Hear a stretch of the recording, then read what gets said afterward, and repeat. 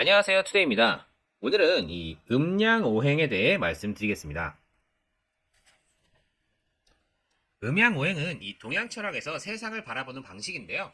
세상에는 음과 양이 있습니다. 여기가 이 우주라고 한번 생각을 해보세요. 우주에는 극음, 절대 영도, 이 마이너스 273도씨가 되는 부분과 극양, 태양계에서는 이제 태양이죠. 태양이 있습니다. 음과 양은 이 순환을 합니다. 순환을 합니다. 우리가 이 우주에서 음과 양이 순환하는 방식은 몰라요. 왜냐면 우리는 지구에 살고 있거든요. 음과 양이 지구라는 환경을 만나 지구 안에서 순환하는 방식을 인간이 보고 판단을 하는 거예요. 자, 여기가 지구고요. 지구는 태양을 중심으로 이제 공전을 하죠. 예. 그 와중에 이 극음인 절대 영도가 지구라는 환경을 만나 수가 되고 겨울이라는 계절이 됩니다. 그리고 음에서 양으로 나아가는 과정에서 새싹들이 피어나고 나무가 자라니까 이 과정을 목이라고 하고 봄이라는 계절이 된 겁니다. 극양인 태양은 지구라는 환경에서 화가 되고 여름이 되고요. 양에서 음으로 나아가는 과정을 인간이 보니까 점점 추워지고 나무와 풀이 말라가고 곡식은 여물었으니 베어내고 걷어야 하니까 이에 쓰이는 도구들이 이제 주로 쇠로 이루어져 있죠. 네. 그래서 이 과정을 금이라고 하고 가을이라는 계절이 된 거예요.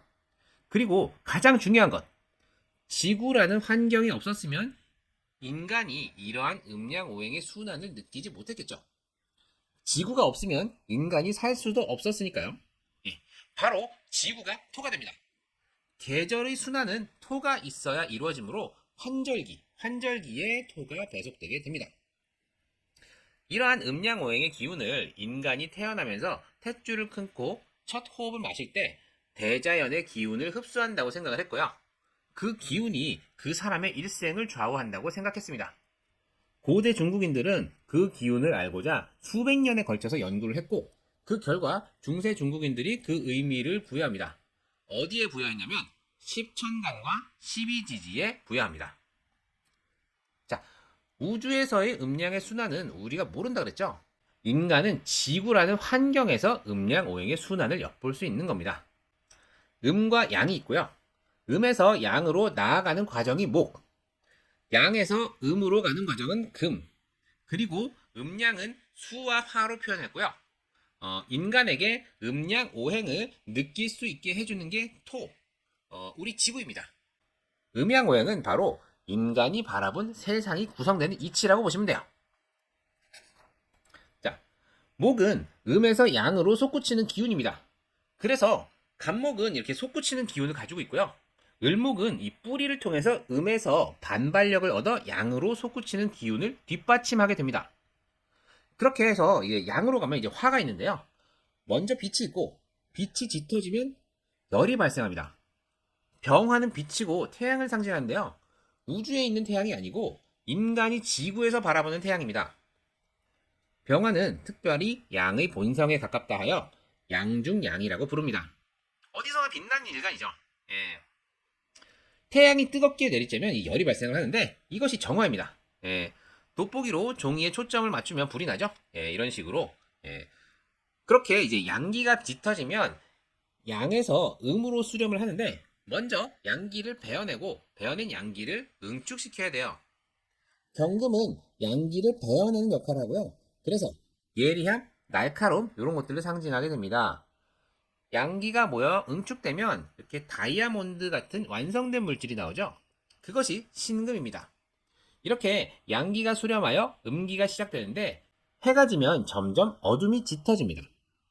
임수는 어둠을 상징하고요. 어둠이 짙어진 새벽녘이 가장 춥죠. 개수는 이 냉기를 상징합니다. 개수는 특별히 음의 본성에 가깝다 하여 음중음이라고 부릅니다. 이 모든 순환 과정은 지구의 자전과 공전 때문에 일어나는 현상인데요. 자전하지 않으면 밤낮이 변하지 않겠죠. 공전하지 않으면 계절이 바뀌지 않겠죠. 무토는 변함없이 자전과 공전을 하는 지구의 특성을 나타내고요. 기토는 자전과 공전을 통해 밤이 지나 낮이 되고 지난 계절을 마감하고 새로운 계절을 배양하는 특성을 가지게 됩니다. 이렇게 10천간이 구성되면서 각 천간들은 그에 맞는 특성을 가지게 됩니다. 근데 이 음양오행은 이 10천간은 우주의 기운입니다. 우주의 기운을 지구라는 환경에 살고 있는 우리 인간이 엿본 것일 뿐이고요. 이것이 실제로 땅에 내려와 인간의 삶에 직접적으로 영향을 주는데 이것을 지지라고 명하였습니다. 천간은 이제 하나의 기운만 가지고 있습니다. 간목, 을목은 목의 기운, 병화, 정화는 화의 기운, 이렇게 하나의 기운만 가지고 있는데요. 천간은 하늘의 기운이고 하늘의 기운이 땅에 맺혀 지지를 이룬다고 했죠. 하늘의 기운이 땅에 맺히는 과정에서 기운들이 이제 섞이게 되고 섞인 기운이 응축되어 이 지지를 이루게 됩니다. 그렇게 지지는 천간의 기운이 땅으로 내려와 맺힌 기운이고요. 지지는 이 사계절과 시간에 배치되어 지구의 환경을 구성하게 됩니다. 이 지지 내에 섞인 기운들을 이제 지장간이라고 하는데요.